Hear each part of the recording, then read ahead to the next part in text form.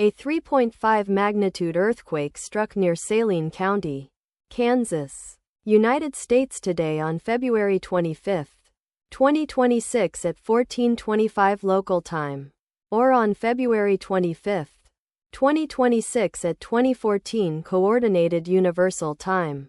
As reported by the USGS on its website, the earthquake was located at a very shallow depth of 9.0 kilometers below the surface, at coordinates latitude 38.6853 and longitude -97.5436.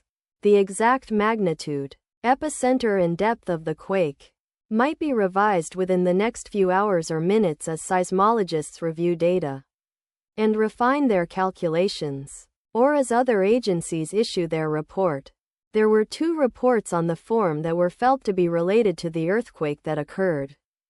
Towns or cities near the epicenter include Salina, Saline County, Kansas, located 18 kilometers from epicenter; McPherson County, Kansas, located 37 kilometers away. The recommended course of action is to be vigilant for possible aftershocks that may occur. Let us pray that this earthquake will not have a major impact on our brothers and sisters there, and that there will be no more earthquakes. Amen.